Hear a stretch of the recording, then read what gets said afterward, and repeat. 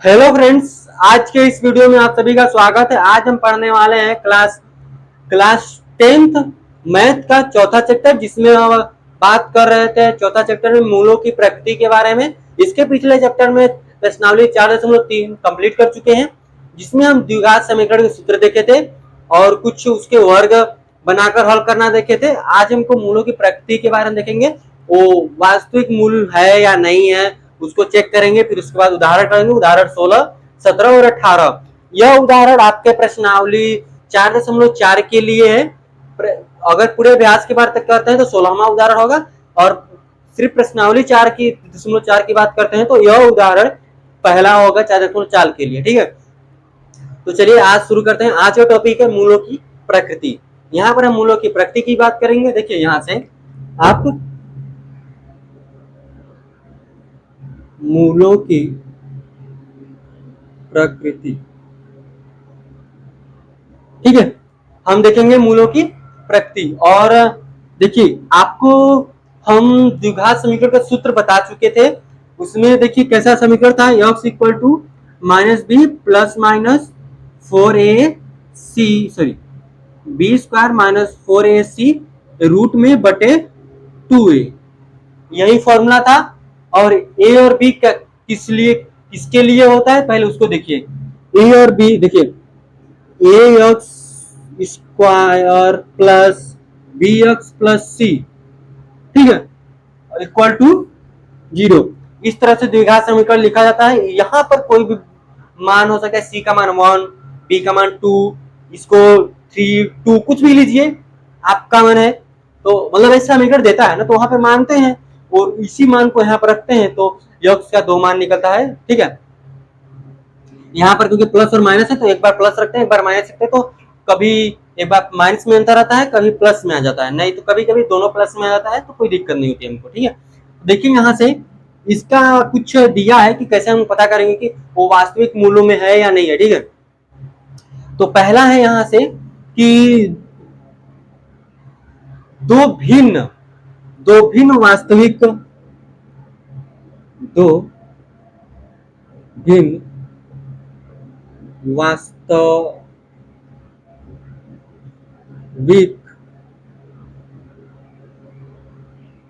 देखिए दो भिन्न वास्तविक मूल होंगे कब, दो वास्तविक मूल हैं कब होंगे उसको आप देखेंगे। आप दो वास्तविक मूल होते हैं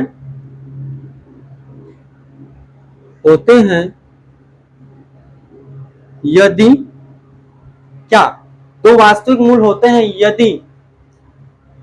यदि बी स्क्वायर माइनस 4ac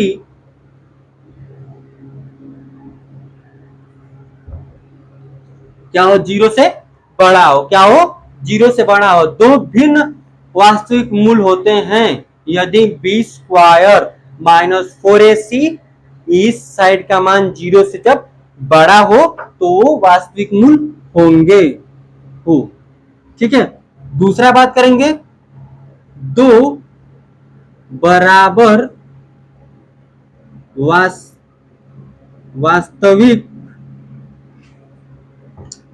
वास्तविक मूल होते हैं यदि बी स्क्वायर माइनस 4ac बराबर है 0 हो तो हो। यदि यह इस कथन को अगर सेटिस्फाई करता है, कोई भी आपका दो बराबर वास्तविक मूल मतलब समीकरण, द्विघात समीकरण, तो वो वास्तविक मूल होगा। ठीक है, आगे देखिए तीसरा नंबर पे क्या है कि जो यहाँ पर बी स्क्वायर माइनस 4ac है वो छोटा होगा 0 से, इसका मान 0 से क्या होगा, छोटा होगा। तो यहां पर हम क्या लिखेंगे, कोई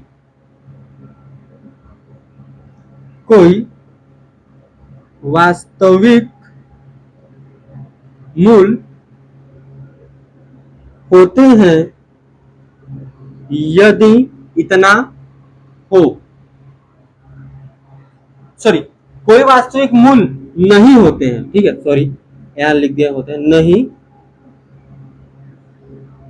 होते हैं यदि, ठीक है, ये आपको क्लियर हो गया होगा हम कैसे किए हैं, ठीक है, बता चुके। तो आगे बढ़ लेते हैं यहाँ से उदाहरण की तरफ, ठीक है।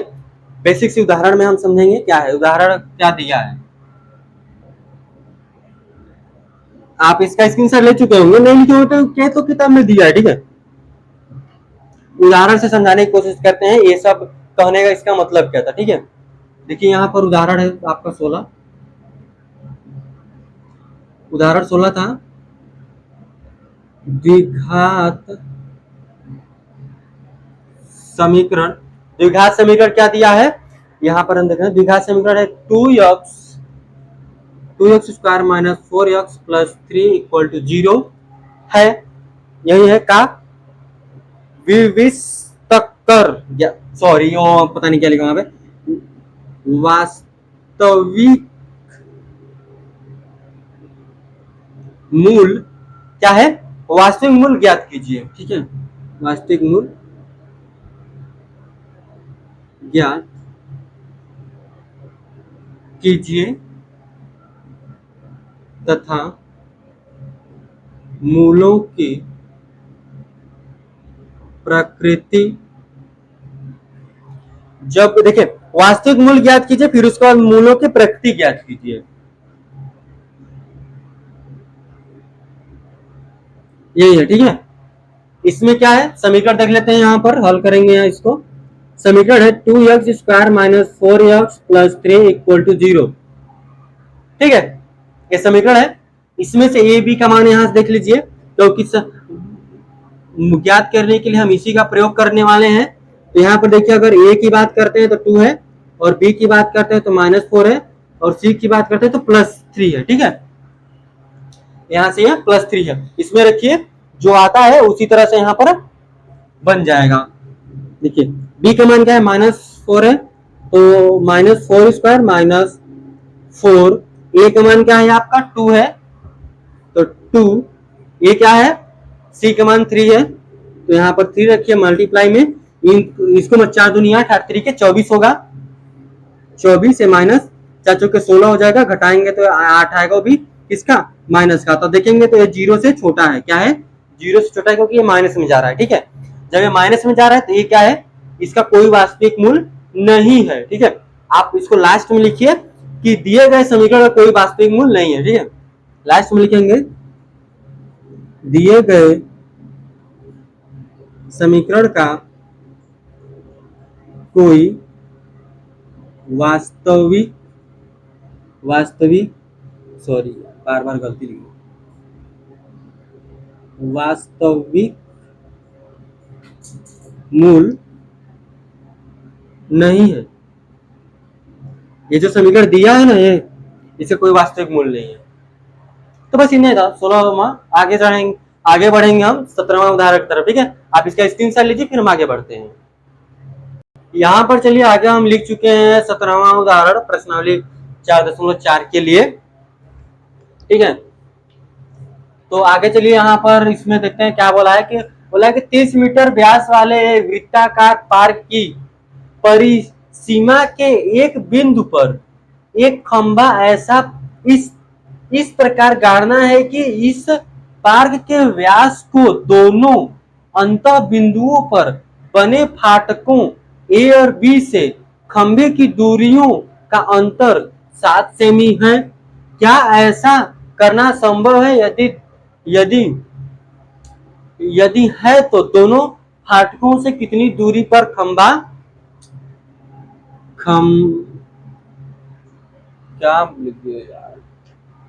क्या बोला है, खंभा गाड़ना है, ठीक है। तो इसको हल कर लेते हैं हम, ठीक है। पहले हम चित्र बनाते हैं क्या क्या बोला है, ठीक है। ये कोई एक वृत्ताकार क्या है, पार्क है, यहाँ पर केंद्र होता है, तो इसकी जो व्यास है वो कितनी है, व्यास दिया 13 मीटर, ये क्या दे दिया 13 मीटर, ठीक है। यहाँ पर 13 मीटर दे दिया है, और दोनों बिंदुओं पर क्या है, गेट है, ए और बी ले लीजिए, ठीक है। और यहां से क्या बोला है कि इस प्रकार गाड़ना है कि इस पार के एक व्यास व्यास को दोनों अंत बिंदुओं पर बने फाटकों ए और बी से खंबे की दूरी का अंतर 7 मीटर है। ध्यान देखिए, यहाँ पर हम खंबा गाड़ेंगे, ठीक है, ये आपकी दूरी हो जाएगी, ठीक है, मतलब ये दूरी है, खंबा हम इस तरह गाड़ रहे हैं, ठीक है। खंबा जो गाड़ने की जो बिंदु है वो पी ले लेते हैं, ठीक है, पी बिंदु पर हमको खंबा गाड़ना है, ठीक है। अब देखिए हम इसको हल कैसे करेंगे, ठीक है। तो यहां से आप जो है पी, यह जो पी बी की दूरी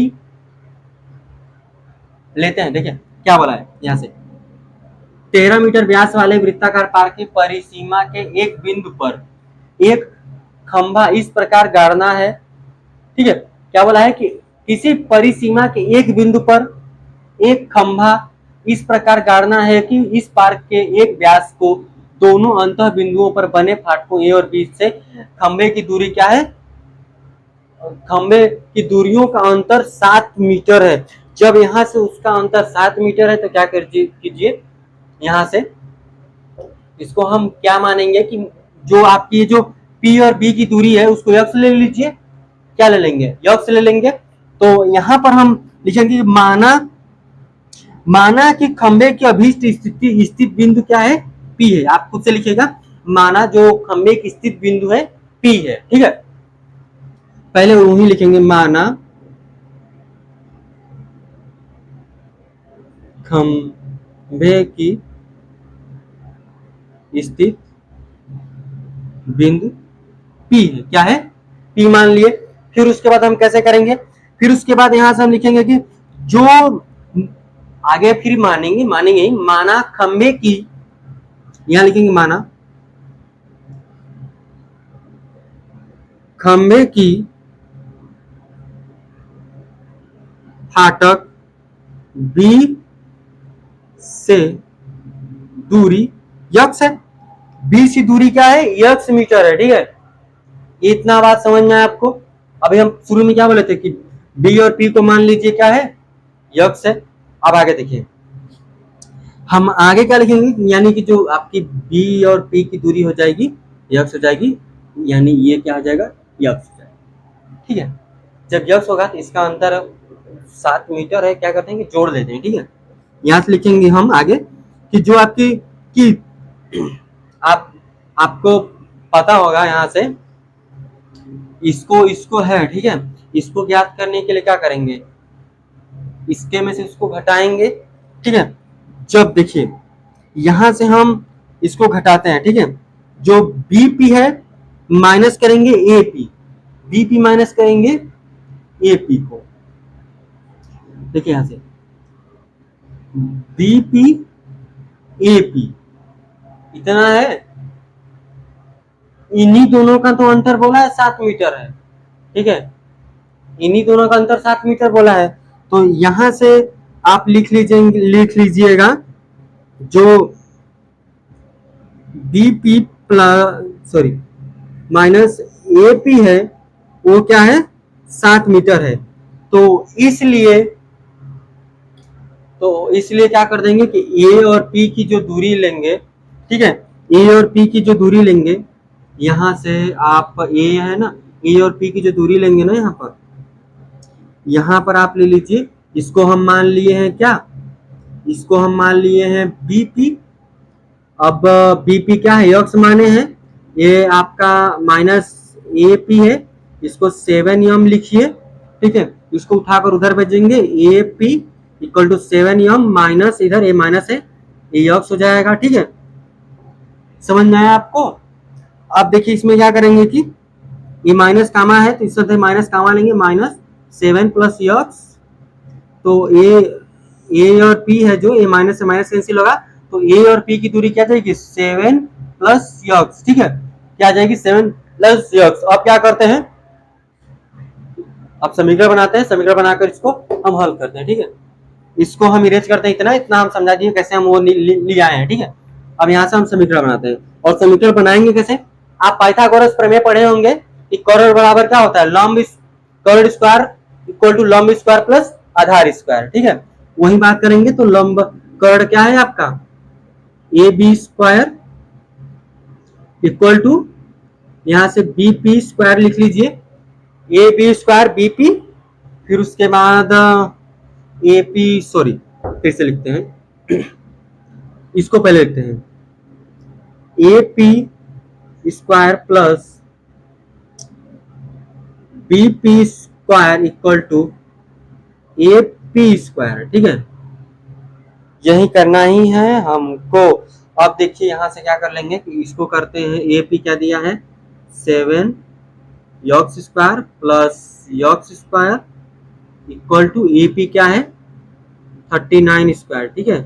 क्या है 30, सॉरी 30 है, 30 है, 13 है, ठीक है। 13 का क्या होता है, 13 का अगर देखते हैं आपको पता होना चाहिए 13 का क्या होता है, आप नहीं आता तो गुणा कर लीजिए, 3 के 9, 3 कम 3, 3 कम फिर 1, क्या हो जाएगा यहाँ से 169, इस ये तो यक्स स्क्वायर होगा ही, ये आपका 49 हो जाएगा, फिर यक्स स्क्वायर, फिर इसके बाद क्या हो जाता है 2 मल्टीप्लाई ए मल्टीप्लाई बी, तो यहाँ पर क्या हो जाएगा दूसरा 14 यक्स, ठीक है। दूसरा 14 यक्स हुआ, ए यक्स और ए यक्स क्या हो जाएगा 2 यक्स, 2 यक्स स्क्वायर, फिर उसके बाद इसको क्या कर लीजिए उस साइड भेजिए या फिर किधर भी, किसको भी किधर भी भेजिए, इक्वल टू 169 माइनस 49, ये आपको घटेगा घटेगा तो यहाँ से आपका बच जाएगा 120 बच जाएगा, ठीक है। कितना बच जाएगा, यहाँ से आपका 120 बचेगा, ठीक है। तो देखिए यहाँ से आपका 120 बच जाएगा, आप लिखिए 1 2 0, फिर यहाँ से 2 यक्स स्क्वायर प्लस 14 यक्स, ठीक है। अब यहाँ से यक्स और वाई का मान निकालिए, मूलों की प्रकृति ज्ञात कर सकते हैं, ये वास्तविक मूल में है या नहीं है उसको आप ज्ञात करिए, फिर उसके बाद उसको समीकरण पर रख लेंगे, आसानी से आ जाएगा, ठीक है। इसको इरेज करते इतना आपको समझ में आ गया होगा चित्र, तो देखिए मूलों की मूल ज्ञात करने के लिए क्या करते हैं कि बी स्क्वायर माइनस 4ac, तो ए का मान यहाँ से देखेंगे क्या है, ए का मान आपका 2 है, बी का मान आपका 14 है, 2 है, और सी का मान क्या है माइनस 120, ठीक है। 120 है सी का मान, फिर यहाँ पर रखेंगे जब आपका बी का क्या है, बी का है 14 है, 14 square minus 4 multiply 2 multiply minus में इतना, ठीक है। जब हम इसको जब सॉल्व करेंगे ना तो ये थोड़ा सा तो बड़ा जाएगा, ठीक है। जब ये बड़ा जाएगा तो ए प्लस तो ये आपकी जो अलग अलग यानी कि अगर दो भिन्न वास्तविक मूल होगी, यहाँ पर आपका कौन सा यूज होगा, यहाँ से यह यूज होगा, ठीक है। ये नहीं यूज होगा, ये बिल्कुल नहीं यूज होगा, यहाँ पर ये इस वाले फॉलो करेंगे फर्स्ट वाला जो हम फर्स्ट वाला वहां पर बताए थे, ठीक है। तो यहाँ पर कर लेते हैं 14 का 16, 4 1 कम 4, फिर 4 1 कम 4, फिर इतना, तो 6 8 1 186 होगा। हम 14 का स्क्वायर करते हैं तो सॉरी, ठीक है, इतना है। अगर 14 नहीं करते तो यहाँ से 2 कामा लेते हैं, ठीक है। यहाँ पर क्या कीजिए 2 कामा लेंगे, ये थोड़ा सा छोटा हो जाएगा, इसी जगह आप क्या ले लीजिए 2 को कामा ले लीजिए, यहाँ से जब बाहर 2 लेंगे तो यहाँ पर इतना, यहाँ पर 7 आ जाएगा, ये 2 इधर जाएगा कटेगा तो यहाँ पर 60 आ जाएगा, ठीक है। यहाँ पर क्या आ जाएगा, ये 2 खत्म हो जाएगा, यहाँ पर आपका 60 आ जाएगा, ठीक है। इसको सॉल्व कर लिए हम, आप इसको अच्छे से फिर से सॉल्व कर लीजिएगा, ठीक है। तो यहाँ पर ए का मान क्या है 1 है, बी का मान यहाँ से 7 है, और सी का मान क्या है माइनस में 60, ये क्या आ जाएगा, अच्छा ये इसको मल्टीप्लाई कर दीजिए, 60 है माइनस माइनस क्या हो जाएगा प्लस 240 माइनस 7 7 49, ठीक है। ये देखिए ना 7 7 49 क्या हो जाएगा माइनस में आएगा, सॉरी ये प्लस हो जाएगा, स्क्वायर कर लीजिए, स्क्वायर करेंगे तो 9, ये 4 4 8 ये 2 हो जाएगा, ठीक है, यही होगा। अब क्या कर लीजिए, ये जो मूल इसकी वास्तविक मूल है तो यहाँ पर आप इसको सॉल्व कर लीजिए। क्या लगाएंगे कि x equal to minus B plus minus B square minus 4ac बटे 2a। तो x equal to minus B का मान क्या रखा है 7 प्लस माइनस इसको सोल्व किए हैं यहाँ पर, इसको रखिए 289, ठीक है। इसको अगर देखते हैं ये किसका स्क्वायर है, 17 का या फिर किसका है, वो आप खुद से देखिए कि बस इतना हम इसको छोड़ देते हैं, ठीक है। यहां से अगर देखते हैं तो ये 17 का स्क्वायर हो जाता है, ठीक है। आप देख लीजिएगा यहाँ से 2 है तो और a का मान 1 है, तो 1 से कोई मतलब नहीं है। x square minus 7 plus minus यहाँ से आ जाएगा 17, 2 एक बार प्लस रखिए एक बार माइनस रखिए, जब एक प्लस ही रखेंगे हमेशा। तो x equal to minus 7 plus 17 ये 2, यहाँ से बचेगा x स्क्वायर 10 बटे 2, तो यहाँ जाएगा 5, ठीक है। यहाँ पर क्या आएगा 5 आ जाएगा, 5 मीटर आएगा, ठीक है। x का मान 5 आया। हम खंभे की फाटक 20, सॉरी क्या लिखा था यार, माना खंभे की स्थित बिंदु P है, खंभे की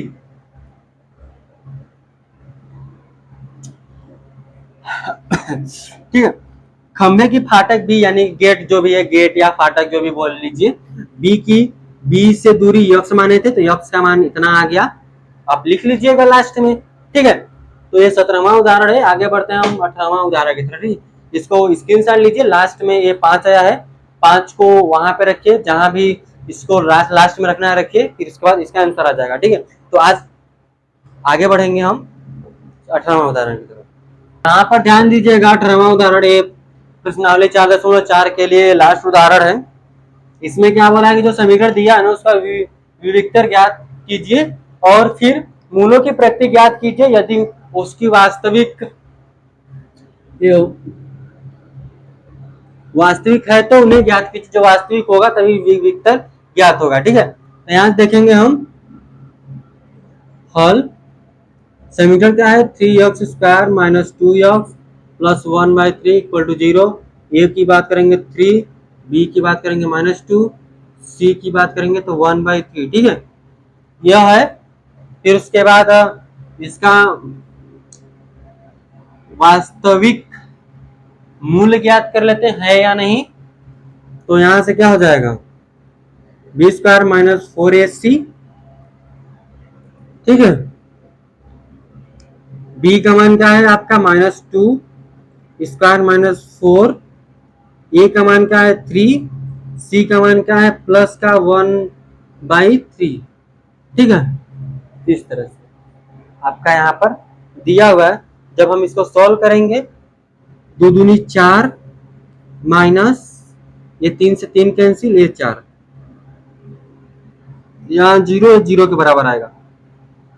क्या आएगा 0 के बराबर, क्या लिखेंगे, जो दिया गया समीकरण है, जो आपका दिया गया समीकरण है वो जो 2 बराबर वास्तविक मूल है, ठीक है, 2 वास्तविक मूल बराबर है, मतलब जो हम दूसरा नंबर लिखवाए थे ना वही चीज यहाँ पर आप छाप दीजिएगा सेम, ठीक है। अभी विविधतर ज्ञात कैसे करते हैं उसमें ध्यान दीजिएगा।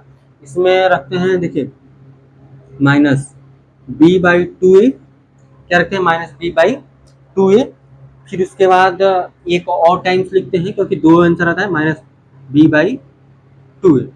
क्यों रखते हैं, ये रखेंगे नहीं क्योंकि 0 आया इसीलिए, क्योंकि ये जो समीकरण था x equal to -b plus minus 4ac बटे 2a, ठीक है, यही चीज तो 0 आया है ना, 0 रखने कोई मतलब है, ये समीकरण को सीधे ले इसको रखिए ना यहाँ पर 2 टाइम्स, x इक्वल टू यहाँ पर देखिए b का मान क्या है आपका 2 है, ये देखिए -2 है तो ये कर देगा +2 प्लस माइनस ये 0 हो गया, तो इसका कोई मतलब नहीं है, 2 हो गया। यहाँ पर ए का मान देखेंगे, ए का मान क्या है 3 है, तो यहाँ पर रखिए 3, तो x इक्वल टू क्या आएगा 2/6, ठीक है, 2/6 आएगा, लेकिन 2 टाइम्स रखेंगे 2 बार इसका आंसर आ जाएगा, दोनों बार प्लस में ही आंसर आएगा। यहाँ से इसको काटिए, 1/3 आ जाएगा, तो x इक्वल टू एक बार 1/3, फिर दोबारा भी 1/3 ही आएगा। ठीक है, यही इसका विविक्तर ज्ञात हो गया। तो यह इसका लास्ट उदाहरण था। आगे जो आपकी प्रश्नावली है 4.4 आज हम नहीं करने वाले हैं। ठीक है, अगले वीडियो में इसका प्रश्नावली आएगा। तो आज के लिए हम इतना रखेंगे। अगर आपको वीडियो में कोई भी दिक्कत आती है, नहीं समझ में आता है, तो आप कमेंट कीजिए, हम उसको शॉर्ट वीडियो में समझाने की कोशिश करेंगे। तो आज के लिए बस इतना ही था। धन्यवाद।